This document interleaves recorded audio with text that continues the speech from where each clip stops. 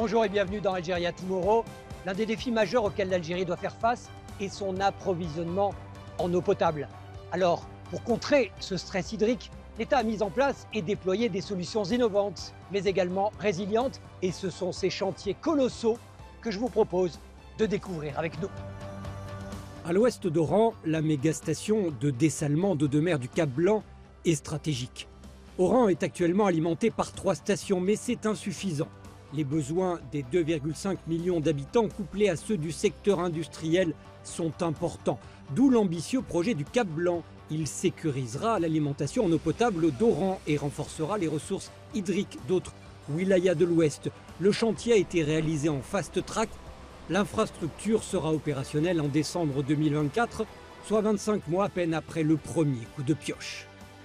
Nous avons déjà anticipé la sécheresse avec le premier programme en mettant en œuvre 14 stations qui produisent 2,2 millions de mètres cubes jour à 18% de l'eau potable pour les citoyens.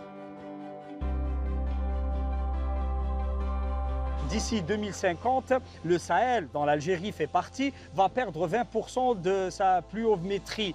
Donc nous anticipons ce futur proche en élaborant un programme complémentaire qui va faire élever nos capacités de participation d'eau dessalée dans l'eau potable de 18% à 42%.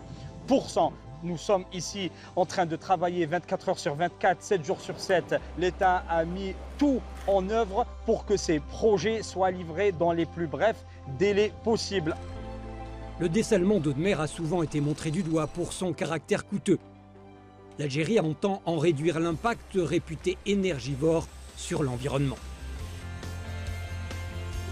Ces stations auront un mixte énergétique. Des panneaux solaires seront plus environnementaux, plus amis avec l'environnement. Et un point essentiel, vont être raccordés à 150 km à l'intérieur du pays. D'autres projets de ce type ont déjà vu le jour. C'est notamment le cas de la station de Mostaganem. Inaugurée en 2011, la wilaya de Mostaganem produit 200 000 m3 jour d'eau potable. Mais une autre station verra le jour dans la commune de Kadra, à 72 km de Mostaganem.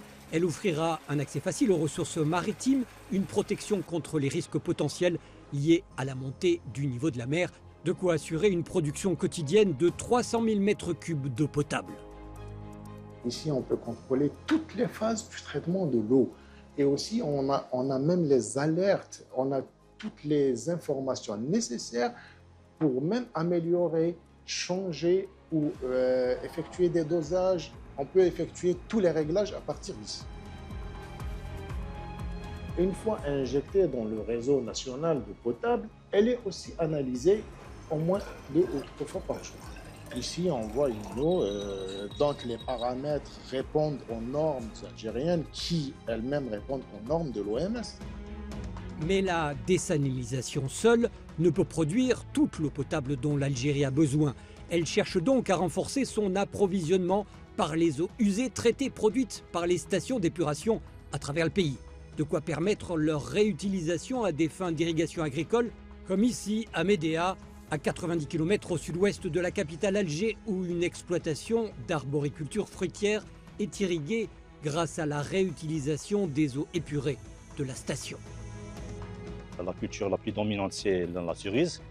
Et nous avons le pommier et le raisin de table. Ces dernières années, nous avons passé par des années plus sèches. Nous avons été mis dans l'obligation de chercher de l'eau. On a opté pour la station des eaux d'épuration. C'est très nécessaire et c'était la seule solution qu'on a vue. On l'aura compris, l'Algérie compte sur le dessalement d'eau de mer pour couvrir 60% des besoins de la population à l'horizon 2030.